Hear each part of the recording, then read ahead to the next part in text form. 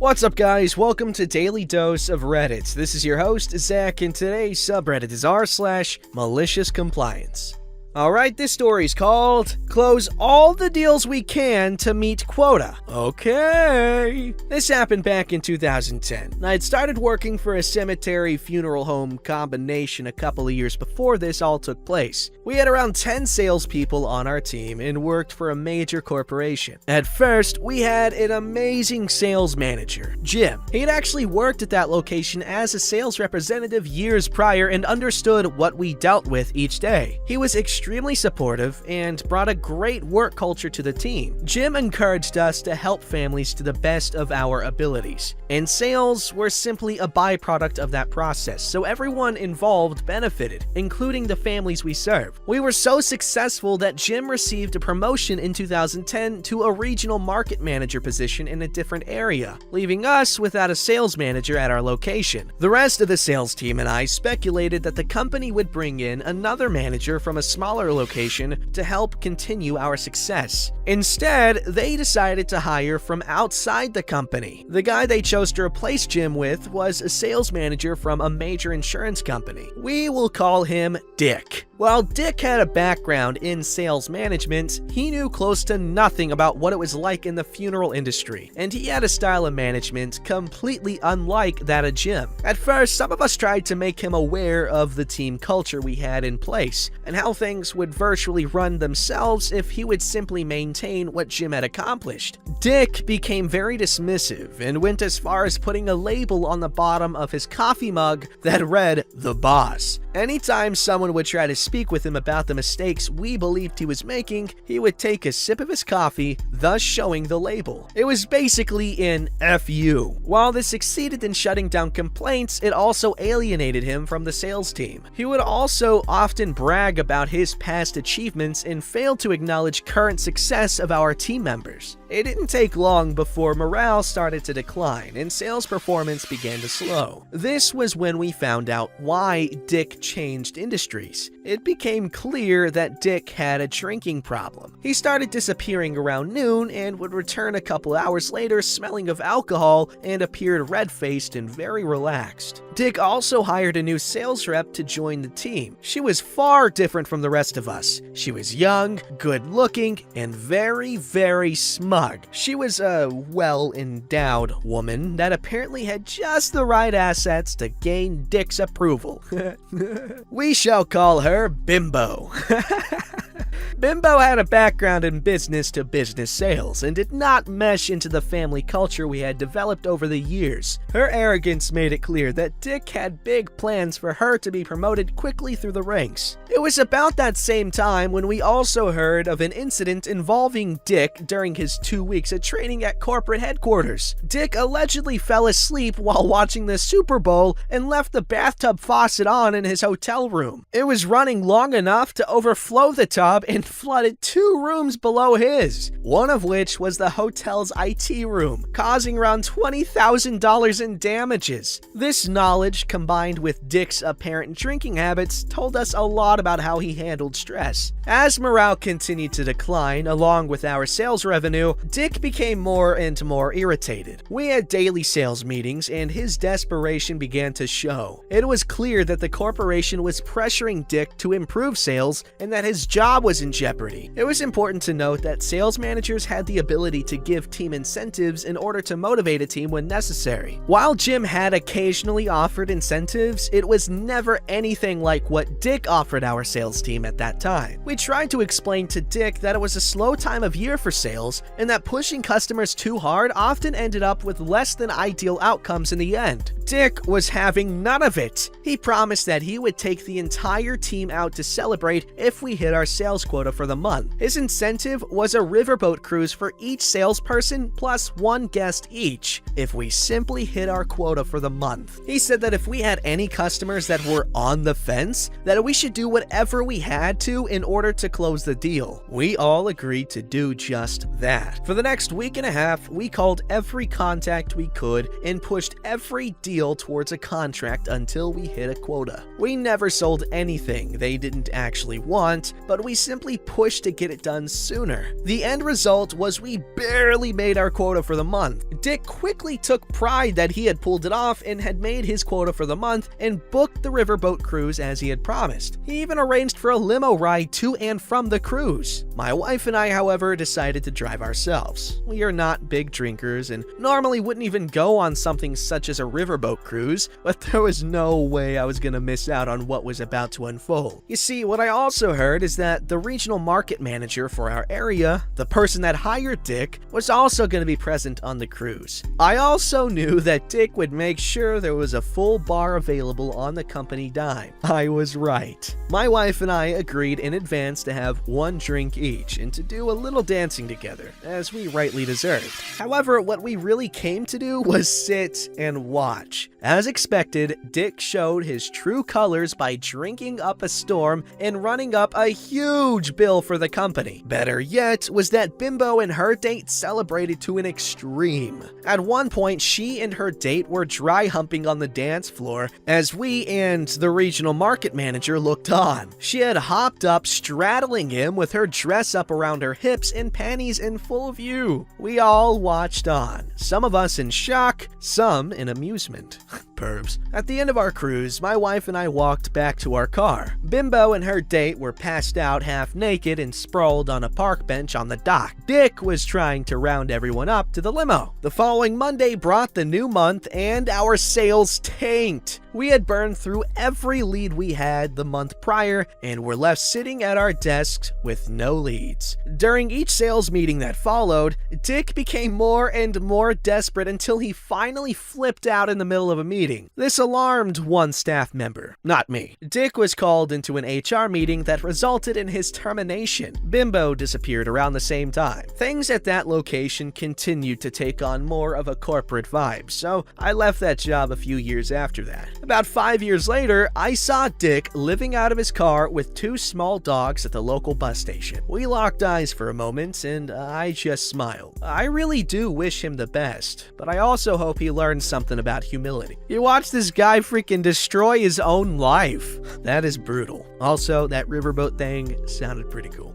Alright, this story is called Use the Union Guidelines to Outsmart an HR Woman. When I was a senior in high school, I started working as a cashier at a grocery store. While this was not my first job, it was my first one where I was part of a union and learned about some of the pros and cons of unions. Mostly pros like regular raises, breaks, holiday pay, etc. We had a woman there who was basically our human resources person, and we did not get along from even before I worked there. I will call her Sally. I came in for my interview and Sally was not there and had left for the day. I remember apologizing and saying, "Oh, I must have mixed up the days. Is there any way you can find out which is the correct day for my interview?" But the manager on duty advised me that I was correct as they had checked the calendar in her office and she had it written down, and so he, the front-end supervisor, and the other manager who came in to start his shift all interviewed and hired me instead. I later heard from the group Vine that she was working 2 locations and really wanted to be hired full-time at a larger store, which would have been a promotion for her, but instead she was placed full-time at our location only and didn't get promoted, and that her missing my interview was the final nail in the coffin for her, as this was just one of a long list of mistakes she made. She was always making excuses for why I couldn't be put in to be transferred to another department when they were hiring people for those departments, like bakery or deli, and kept me as a cashier even though it was lower pay. Even so, I came back to work there over my winter break for college. I had gone away to college instead of commuting, and also summer break. Here is where my malicious compliance comes in. Our union states that after a waiting period, I believe it was 3 months, we get holiday pay for working Sundays and holidays. It was time and a half. We are also entitled to a raise every 6 months, and being away at college is not supposed to affect that, since we joined the union before leaving and come back on our breaks and still owe our dues during those times when we are still part of the union but away at school. I got my first paycheck stub for the summer and noticed I did not get my holiday for working that Sunday nor my raise. I spoke with a coworker who advised me to speak with the store manager. He was the one that interviewed me and always looked after his staff, since we were between union reps at the time. He was a born problem solver and told me right away he can fix the payroll error for me and make sure that I got not only the proper wage from now on, but that I would get the back pay for the time I should have gotten the raise but didn't. As far as holiday pay though, that had to be taken care of by Sally since she was in HR, and he suggested we go see if she was free and speak with her. She just spoke to the both of us in a condescending tone about how this was union policy, that I had to start all over again with seniority, and that I had to earn that holiday pay again by being there for 3 months. He pointed out, as I did, that I was getting this holiday before leaving for college and even over the winter break that I had worked, but she just kept saying to me, "It's union policy." My manager calmly tried to negotiate with her and get her to correct, and even stated that other employees had not had to go through this. I finally just raised my hand to silence them both. Okay, so you're saying that I can't get my holiday pay even though I was before I left to go back to college at the end of January due to union policy, correct? Yes, She said with a long, dramatic sigh that was meant to say, like I have been telling you. I nodded, grinned, and stated, "But union policy also states that I don't have to work holidays or Sundays, and that I can't be penalized for refusing to do so, correct?" My manager grinned at me like he was very proud of me, as he saw exactly where this is going. Well,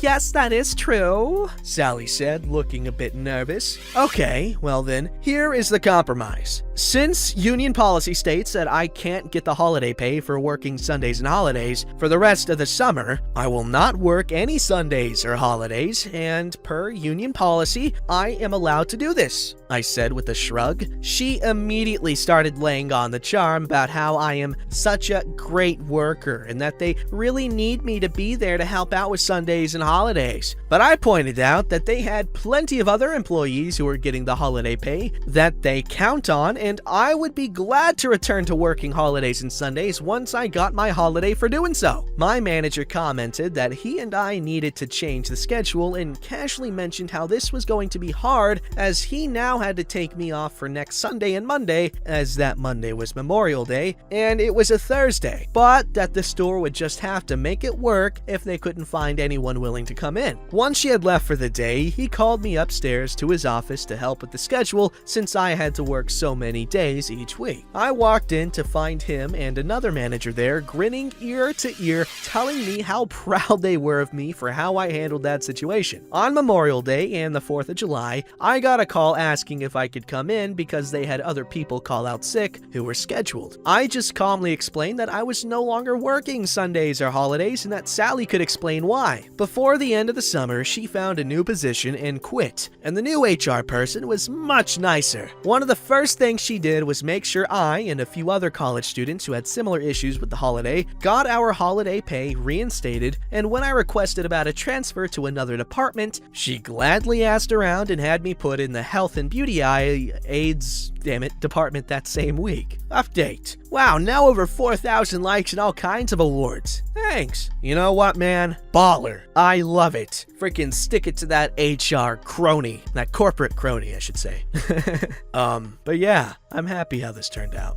Alright, this story's called Try Telling a Queer Scientist That He Has No Choice. My husband, Chad, is naturally a better decorator than many professional designers that have their own shows. Years ago, when he lived in an apartment complex, the rental office staff became aware of how beautiful he decorated his apartment. It really was award-winning, literally. Anyway, the apartment manager notified Chad that his apartment was to be the model going forward. Chad was not happy with this development. Stranger moving through his personal areas, going through his things, possibly stealing things? Unacceptable. The apartment manager was quick to mention that this was a part of Chad's lease. Suddenly, an idea occurred to Chad. Are you allowed to move or cover up anything in my apartment? No sir, we are not allowed to touch, move, rearrange, or cover up anything. Thank you. Chad put up every piece of male erotica he possessed, and he even bought some more. Posters, figurines, serious art, even a pile of magazines fanned out on the coffee table, like some kind of doctor's office. this. Chad called the rental office and warned them against bringing anyone into his apartment that was a child or squeamish about such subject matter. The rental office immediately sent over one of their maintenance men to confirm. Check